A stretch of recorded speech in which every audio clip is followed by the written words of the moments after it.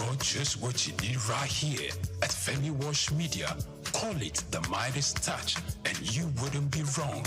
Let us record, produce, mix, and master your audio like nobody does. Reach us on our contact today for the best quality job.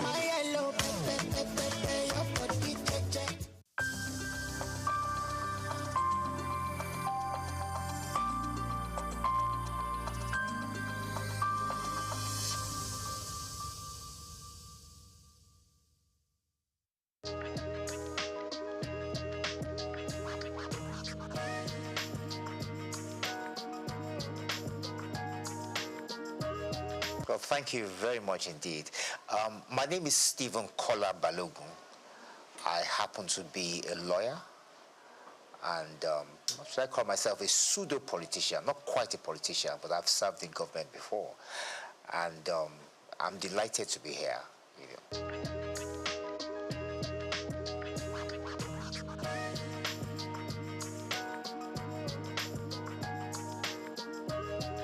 Well, thank you very much. Well, yes, is it my family or the wider family? I mean, like I said, I'm the son of Chief Dr. Kolawole Balogun of blessed memory. Like I said, he was a former politician, a frontline politician. He was the General Secretary of the National Council of Nigeria and the Cameroons, later National Council of Nigerian Citizens. He was the General Secretary of that party for about 8 years. From there, he was appointed by Souq to become a federal minister. He was initially a federal minister without portfolio. Consequently, after that, he became acting minister for labor, social services, and then he became Nigeria's first federal minister for information in 1956. He held that portfolio till 1958. Thereafter, he resigned from government. He had disagreement with the party. And Tafawa Balewa felt that he was a useful politician that could be sent to Ghana. And he went to Ghana to find out what was. Ghana was a bit ahead of us in terms of politics at the time. And I think it's fair to say they got independence just before us.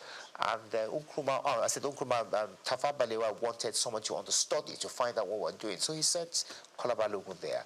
Initially, he was commissioner. And later, when we gained independence in 1960, he became High Commissioner. Shortly after that, when we became independent, he yearned to come home. He wanted to take part in the new political atmosphere at the time. He asked the Prime Minister to relieve him, to let him come back, and he did come back home. And immediately, he took up the position of being chairman of the National Shipping Line. That was a position he held on to until the military struck in 1966. But even then, when the military did strike in 1966, he still continued. I think General Debayo of blessed memory invited him to join his cabinet, and he served as a commissioner for about 3 years or more. I think he was commissioner for health and was commissioner for education. Later, he also became chairman of this sketch group of companies as well, and that was about it. I think after his stint in government, he decided to go and do a PhD at the University of Ibadan, and then he went back into private legal practice, and then he started this agitation for the creation of Osun State. He and a few others set up the movement. He was the chairman of the movement, and then to the glory of God in 1991, Osun State was created. And that's it. Tell us about mommy. Well, yes, my mother. Well, in those days, the women once were not so much in the forefront, But my mother has been my bedrock. She stood by me, and she has backed me in most of the things I've set out to do, And she's still alive. She's 89 this year. And she's still doing well, and she's still and your wife going and strong. The kids? Yes, my children. Yes, I have 3 girls, 3 daughters. My oldest is 31. She studied at King's College London. She did reasonably well. She got a 7th class upper. proud of her. She's now curator today. They have twin girls as well who are also in university now that they haven't graduated yet. One of them is in Oxford University. She's studying history and politics. And the other is in Cambridge University. She's studying human, social, and political sciences. So, yeah.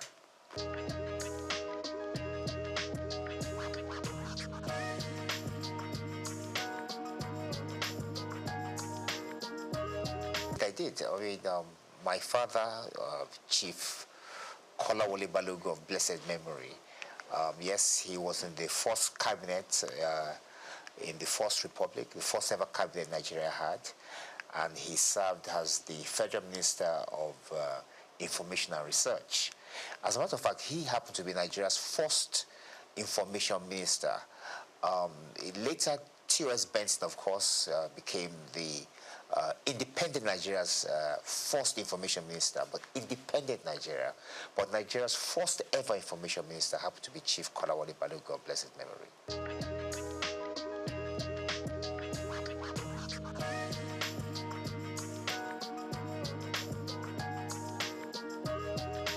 No, I didn't. I took an opposite route from my father.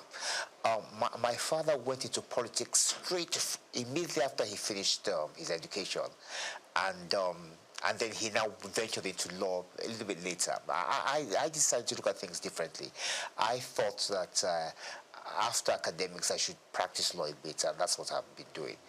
But at some point, I think that was in about 2011, I was called upon to serve in the Osun State government as a commissioner, and I took up that opportunity, and I enjoyed myself.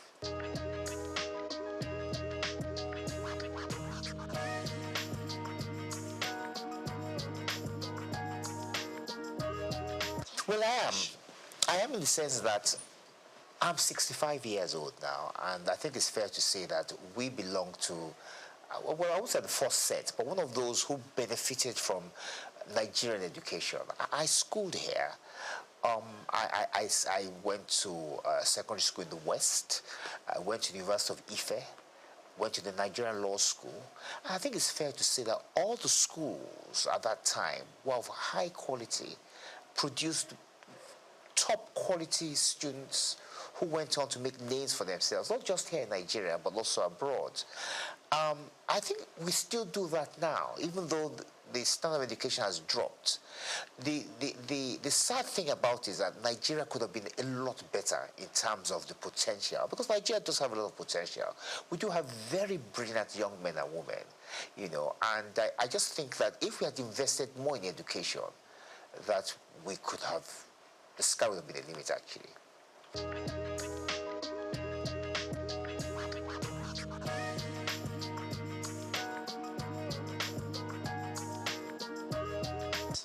Well, my take on this is that it's the system of law itself. As a young lawyer, I experienced a few challenges myself, and I think one of the obvious challenges is the appeal structure. It's too easy to appeal against judgments. At the same time, when you file actions in court, there are no penalties for costs. In other words, I can file a frivolous action. I could insult you, as an example, and then you could sue me. And I say to myself, well, I'm going to eke it out. I'm going to take it. You're going to have to take me all the way to the Supreme Court. That doesn't make sense. That's not fair. On the other hand, I could also file a frivolous application against you. And then, filing a frivolous application, I could call you something you are not. I could defame you. And in so doing, you expect at least that once you prove your case, that I will be made to pay the penalties for filing frivolous applications. But that doesn't happen. And then, of course, the conditions of the judges. I mean, the judges are still writing longhand.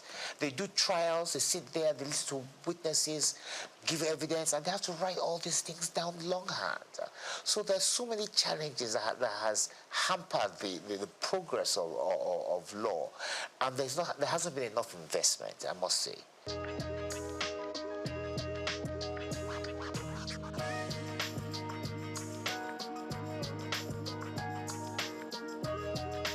I agree with that, and I'm going to give an example as to how that I think we could possibly do that. Now, the Supreme Court hears everything. It's the final court in Nigeria, so they're going to hear issues related to criminal law, civil matters, constitutional matters, as you know, all these matters that's got to do with elections, so on and so forth. As a matter of fact, when we have an election cycle, the legal system slows down because the judges are hampered. They're too busy listening to the various appeals from the various states and the federal government to do with the elections. So as a consequence, the other matters to do with shipping, banking, criminal law are put on the back burner.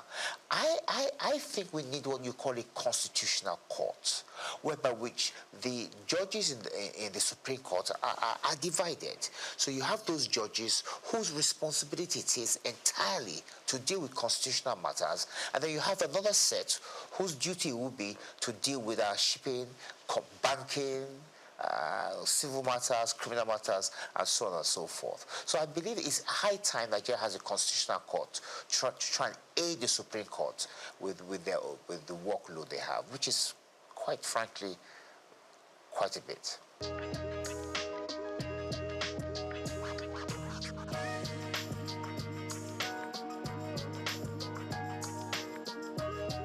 Well, Nigerians, with respect, are very brilliant, very intelligent, and they are very aware.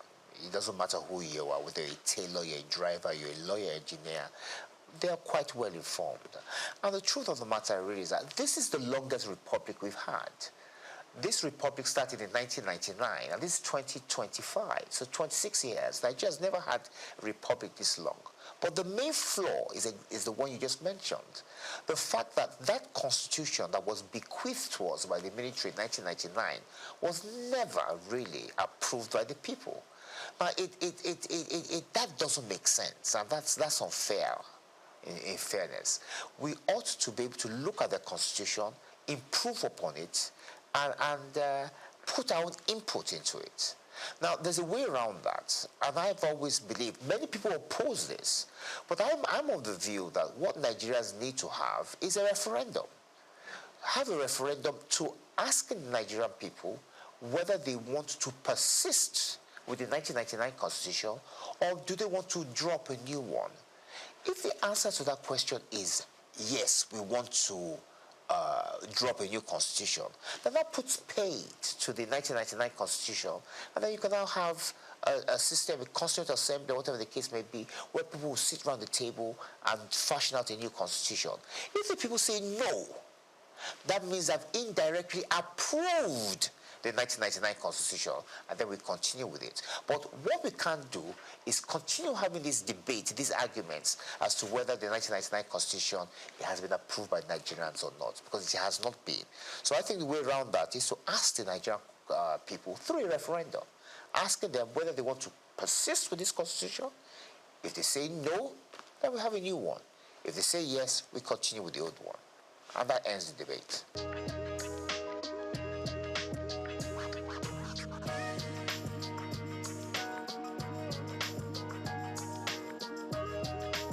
Every system has its merits. Every system has its advantages and disadvantages. To some extent, the presidential system of government has an advantage. It has the advantage in the sense that it has brought government nearer to the people. So the people of Osun, from where I'm from, for instance, now, have their own state. Same thing can be said, it's been replicated across the country. However, the drawbacks, the disadvantage is the fact that it's extremely expensive. Now, look at Nigeria, for instance, now. We have 36 state governments. So that means we have 36 governments in Nigeria. If you add the government of Abuja, if you add the federal government, that's 38. Now, each one of these governments have some form of legislature, judiciary, an executive as well, local government, civil service. It's too expensive. Look, in America, where we borrowed this system from, the states came together to form a union. This is totally different. We are doing it the opposite way. So we've had a structure that we're now going back. So at the end of the day, many of the state governments are still dependent on the federal government. And as a consequence, the kind of progress we ought to be making, we're not quite making it. So I personally, and this is a personal view because others would disagree, I would prefer that we reduce the size of government by having some kind of regional structure. And I believe that that will reduce the burden of governments. And if we can reduce the burdens of government, we can use this money to do many other things. And I also think it will also improve standards as well. Not just standards of government or parliamentary standards or whatever the case may be, but there'll be less people involved in the political system. And that would help us a great deal.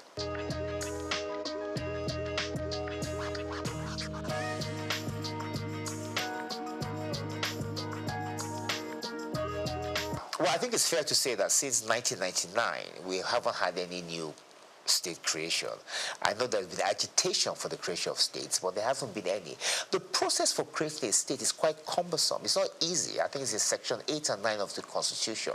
I don't think it's something we should be looking at. I think, like I said to you earlier, I think we should be trying to reduce the number of states, and I think some kind of regional structure whereby which we can monitor better what's going on rather than having more states. So I personally would not encourage the creation of more states, no.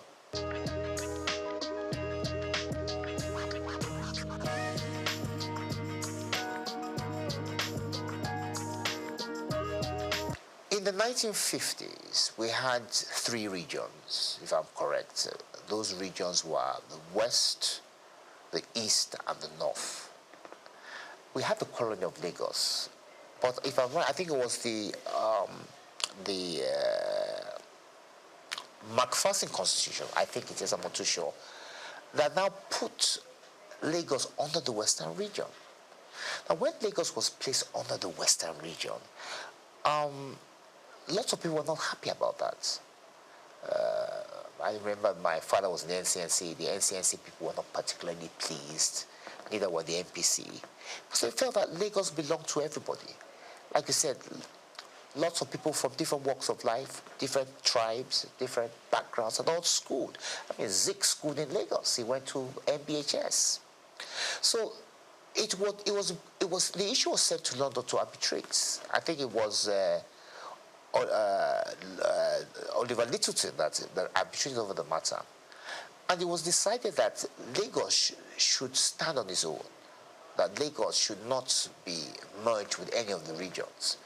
And that was how Lagos was able to free itself from the shackles of the Western region. It's fair to say that the position of the NCNC was actually argued in London by my father. That's why I'm quite familiar with this. But talking about Lagos, when the military, after that, we had what you called a minister for Lagos. I think there was Ribadu, and I think there was one other person, but I think it was Yaradua, not the same Yaradua, but his father.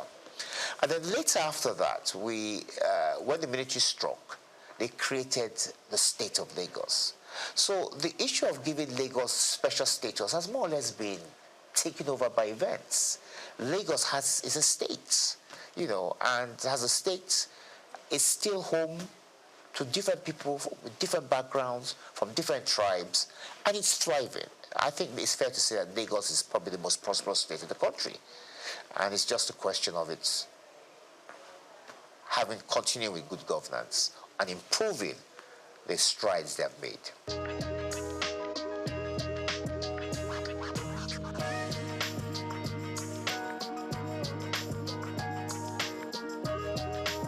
Once again, let's go back to the past. We had what we used to call the House of Chiefs, wasn't it? And in those House of Chiefs, many of the members of the House of Chiefs were people, were traditional rulers, chiefs from different backgrounds, and they had a say in the running of the affairs of state. It's like it was more or less akin to the House of Lords. So it wasn't necessarily the chamber whereby which the activities of day-to-day governance took place, but they could always refer issues to them.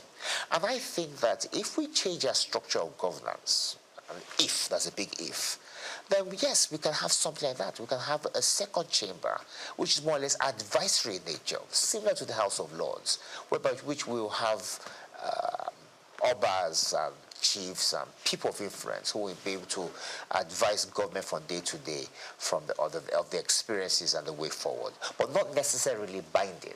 I think that's important, that decisions won't necessarily be binding on us. But at least they'll be able to share their views and experiences with the people.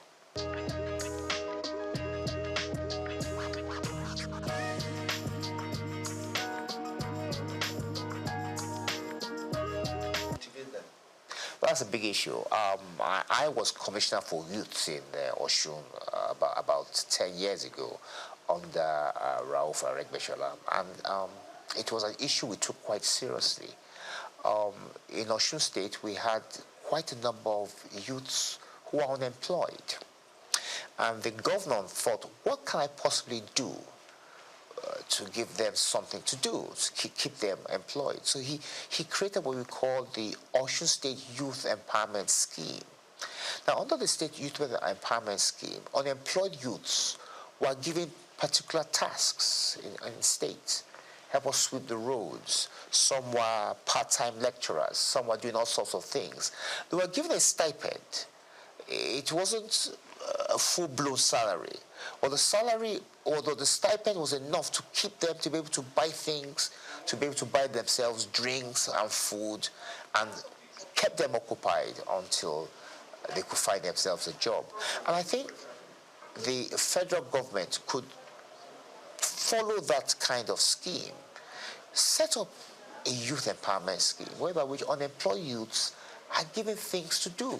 There's so many things that need to be done in Nigeria. You know, there's so many gaps whereby which the youths can help do that.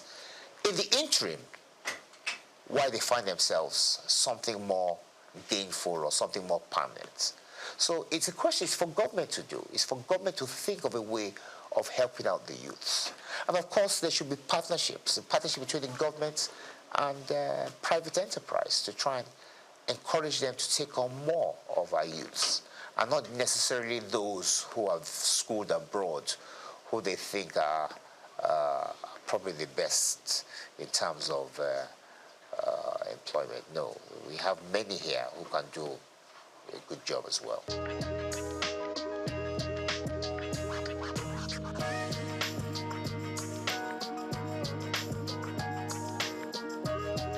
Sustaining democracy is about discipline. It's about the people being disciplined. It's about those who rule us being disciplined. I started out by telling you that this is the longest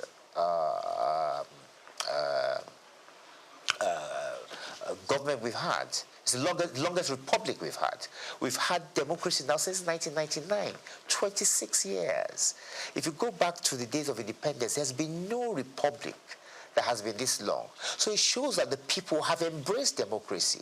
They've come to it's part of us now. They've come to enjoy it. Yes, there are hiccups in terms of the fact that we could do a lot better in terms of how we implement things. But in terms of the people yearning for democracy and imbibing it, I think we've done very well. And what we just need to do is just to try and perfect it. One of the ways, like I said much earlier, is to perhaps take a second look at the Constitution, see where areas where we can improve, and try and make people happy, and at the same time reduce the cost of governance. But I don't think democracy is going anywhere. I think it's here to stay.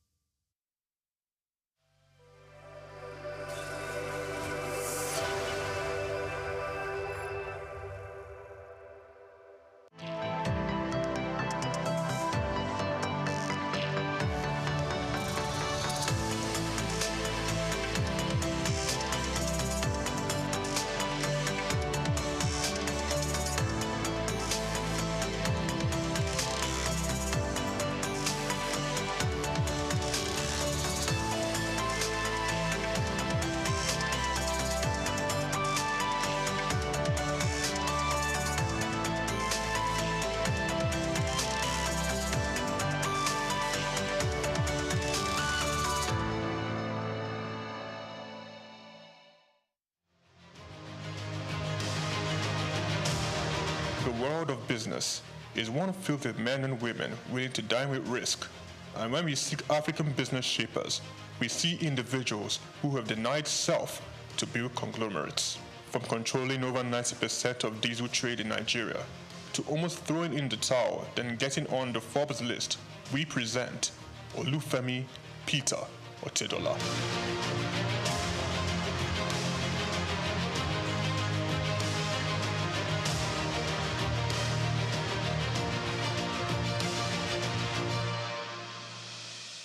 The Nigerian businessman and philanthropist was born in Ibadan, the capital of Oyo State, on the 4th of November, 1962, into the family of late Sir Michael Otedola, the governor of Lagos State from 1992 to 1993. The University of Lagos Staff School, Akuka, welcomed Olufemi for his primary education and secondary education at Olivet Baptist High School, Oyo.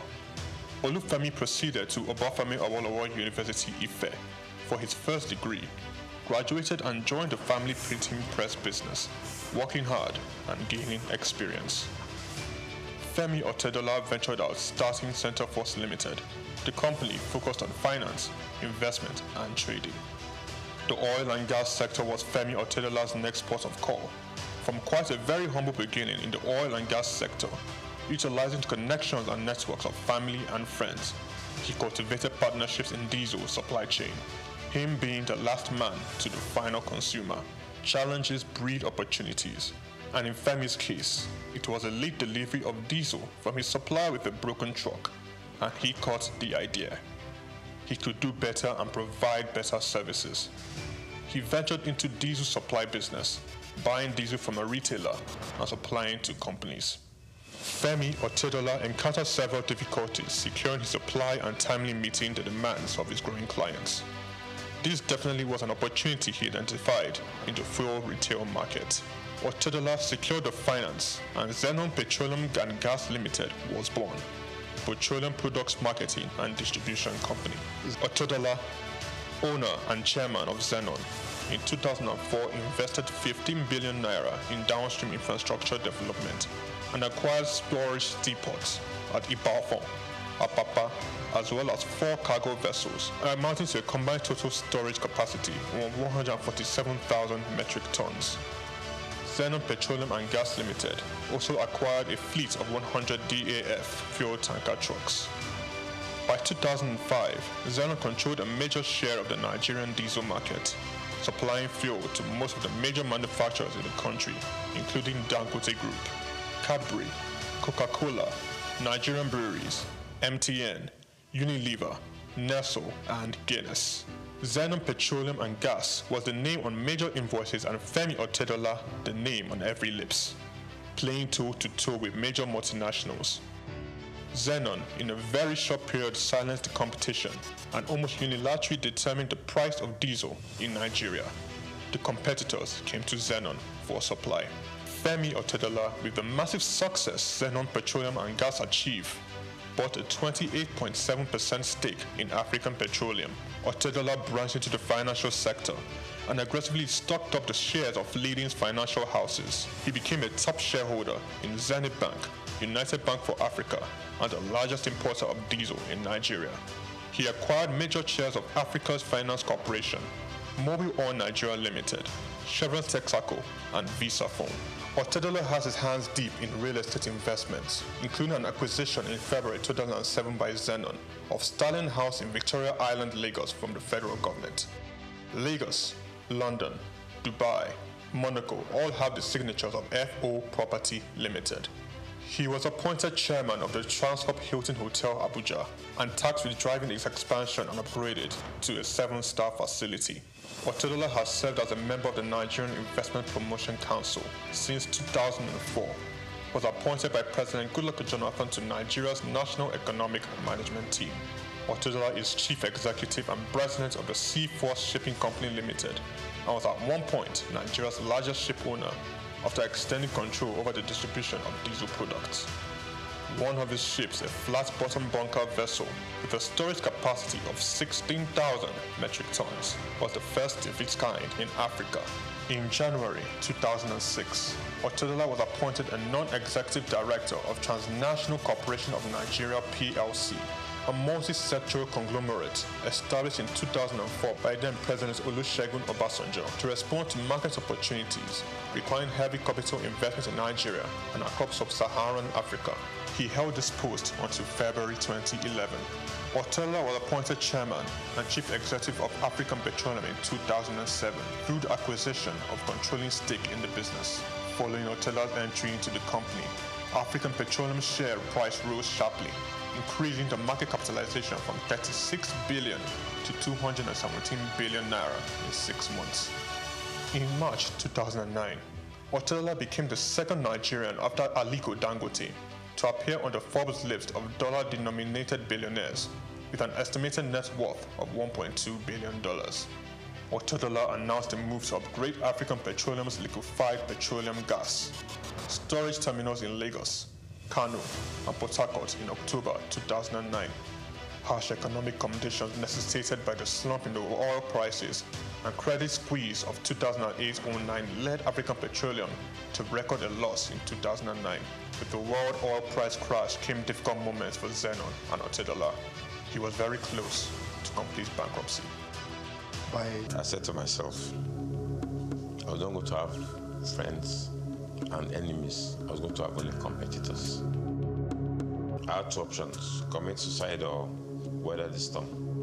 African Petroleum, rebranded in December 2010, changed its name to Fort Oil plc. Otedola paid his near $1 billion debt and invested in the financial industry, making him a top shareholder in Zenith Bank and United Bank for Africa. Otedola restructured the business, focusing on technology and improved corporate governance, and in 2012, Fort Oil returned to profit. Otedola financed 57% of Fort Oil subsidiary, Amperion Limited, which acquired the 414 megawatt Geregu power plant for $232 million in 2013. Fort Oil improved financial position and diversification into power generation resulted in a 1,321% rise in its share price. The first half of 2014 saw the company's pre-tax profit more than double year on year to 4.1 billion naira. Revenue growth for the whole year was 33%. Fort Oil sold 70% of its equity to Swiss commodity trader Mercurial Energy Group in September 2015, giving Fort access to global commodity markets. The deal was thought to have given Otedola an estimated $200 million. In 2019, Femi Otedola sold Fort Oil plc and announced plans to change focus from oil to power with his company, Geregu Power plc. Geregu Power plc became the first power generation company to list on Nigerian Stock Exchange, demonstrating to stakeholders in the sector how they can fix financing and make profits sustainably. The company's market capitalization is now 726.75 billion naira, and the share price now 290.7 naira from the 2.5 billion shares that were listed at 100 naira each. Otedola, the chairman of Geregu Power, sold down a Geregu stake to bring on institutional investors. In October 2021, Femi Otedola was announced as the single largest shareholder of First Bank plc. FBN Holdings, the parent company of First Bank Limited, witnessed a commendable 437.9 billion naira surge in market capitalization. FBN Holdings appointed billionaire Femi Otedola as the new chairman of its board of directors, effective January 31st, 2024. Femi Otedola has had its share of controversies. Zenon was among the number of companies named in an alleged fuel subsidy scam report. This was followed by a case against Farouk Lawan for bribery. Otedola has also lost in the ever-evolving competing space of business acquisitions. Transcorp and Huheli Power Plant are two notable projects he closely bidded and lost. Femi Otedola philanthropy is quite remarkable. Otedola made a 300 million naira donation to the completion of the National Ecumenical Center in Abuja. In 2007, he gave 200 million to the State Security Trust Fund in a drive to reduce crime in Lagos. Donated 100 million naira to the Otedola College of Primary Education in Egbe. In 2008, he donated 80 million to the Faculty of Agriculture at the University of Port Harcourt. Femi Otedola pledged and redeemed $25,000 to the Super Eagles in the match against Algeria in 2019 AFCON. He gave all 750 students of Augustine University 1 million naira each. Femi Otedola sits comfortably on the Forbes billionaires list of top 20 richest people in Africa. Femi Otedola is married to Mrs. Nana Otedola and have 4 children: Olawumi Christy Tolani, Florence Ifeoluwa, Elizabeth Temi, and Fewa Otedola. Olufemi Peter Otedola is a standout astute business executive.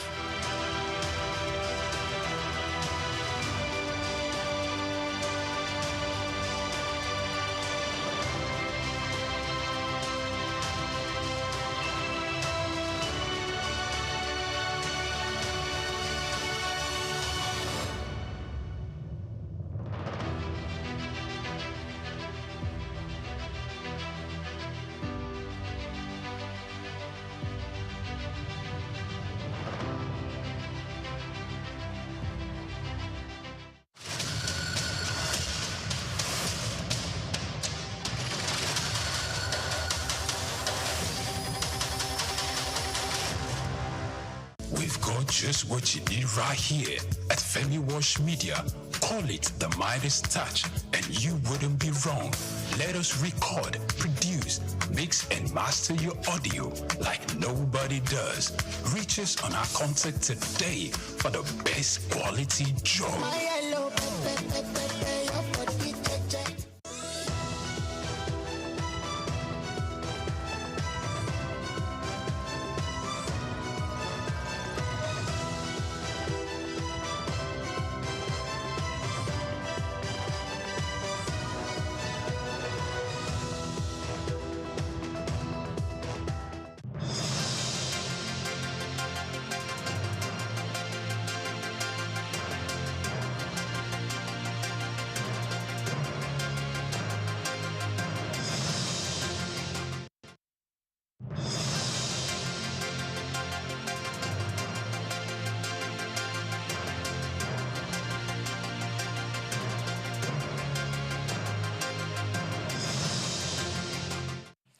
Hello and welcome to the news update on Souq News Television. We are reaching you live from our studios for the commercial city of Lagos.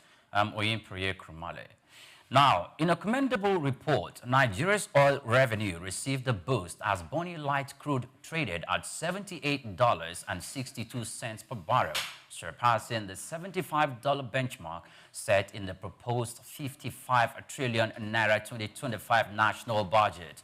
The surge reflects improving global market conditions, with other blends like Girasol trading at $79.56, while Saharan and Arab Light crude stood at $67.18 and $65.72 per barrel, respectively. Although crude prices are rising, Nigeria's actual oil production remains below its budgeted target of 2.06 million barrels per day. In March, output stood at around 1.6 million barrels per day, including condensates. However, the increase in Bonny Light value offers temporary relief as global market dynamics and production levels continue to shape future earnings. And now the World Bank has reaffirmed its projection that Nigeria's economy will grow by 3.6% in 2025, despite a broader downgrade in global growth forecasts.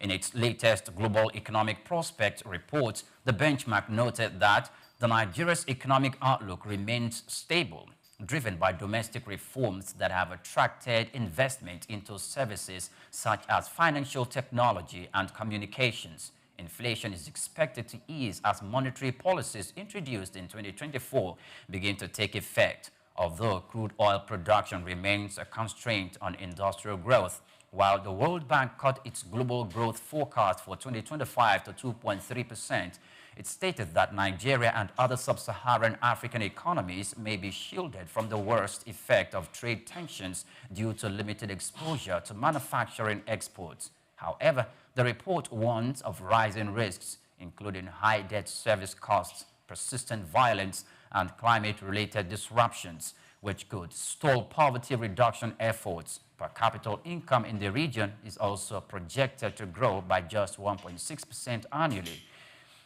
Now, through the 2027, leaving many economies behind pre-pandemic levels, as was the forecast by the bank.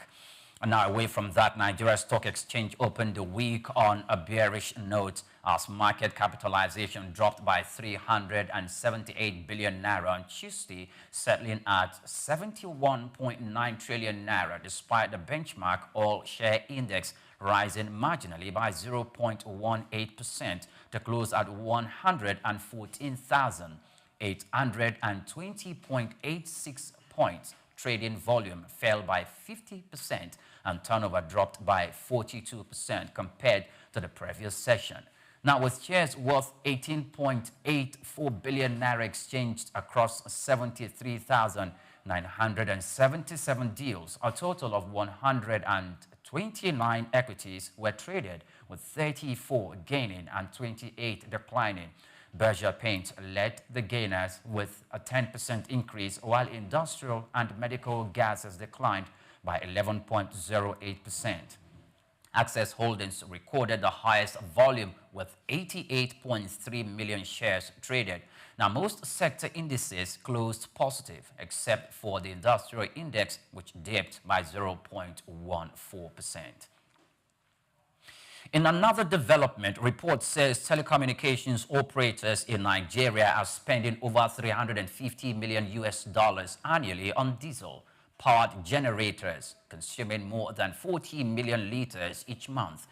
This was made known in the 2025 State of Africa's Infrastructure Report by the African Finance Corporation, noting that national electricity supply has forced millions of businesses to depend on petrol and diesel generators, with rural telecom-based stations costing up to 37% more to operate than urban one.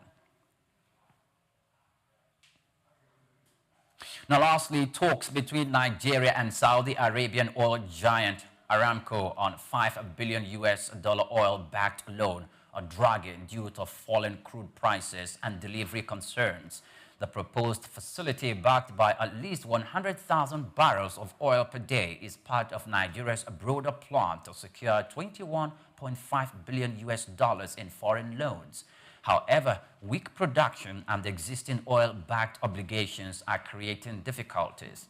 Banks involved are reportedly worried over cargo availability, and the federal government may need to offer more barrels due to reduced crude value, further complicating negotiations.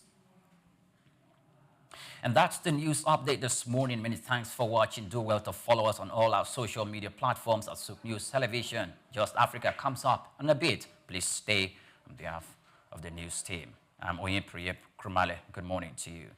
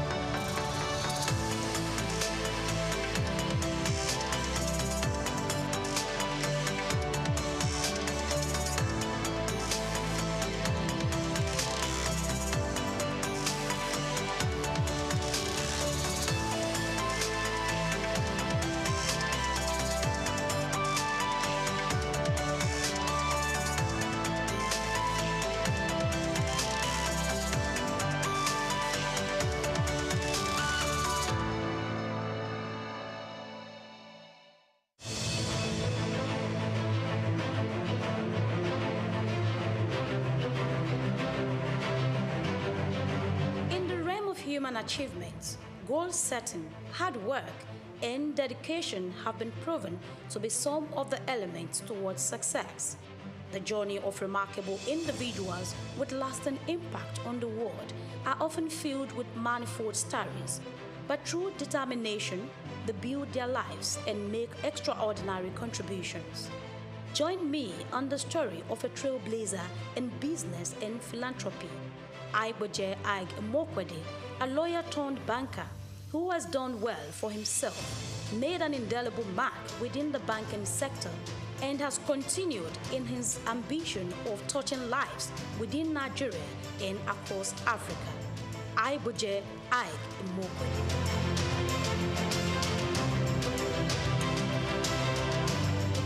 Within the Nigerian business space and philanthropy, few names resonate and are respected profoundly.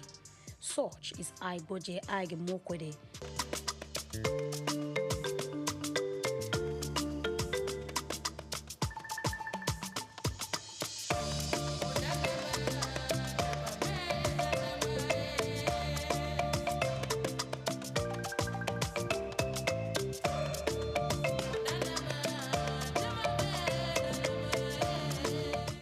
If you're just watching, kindly subscribe to our YouTube channel for more great documentaries. Like, share, and comment.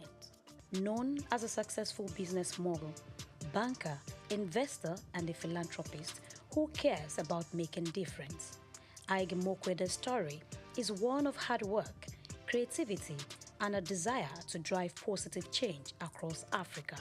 Born to civil service parents on September 24, 1966, in Ibadan, Oyo State, Nigeria, he hails from Sabongida Ora, Edo State.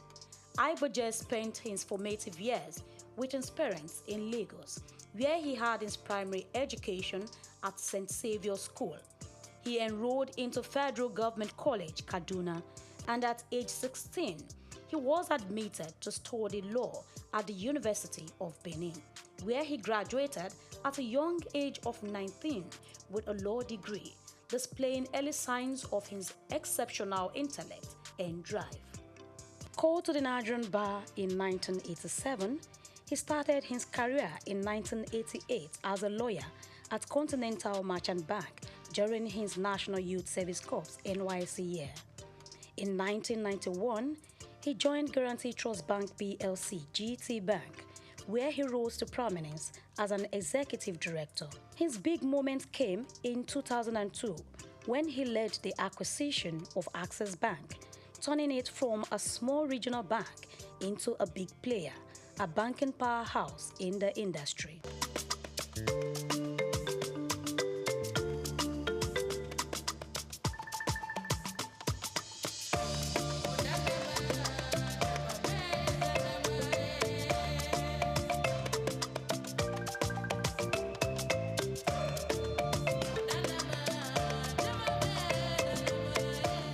Throughout his career, Ike Imokweede has taken on different leadership roles, including Group Managing Director and Chief Executive Officer of Access Bank until December 2013.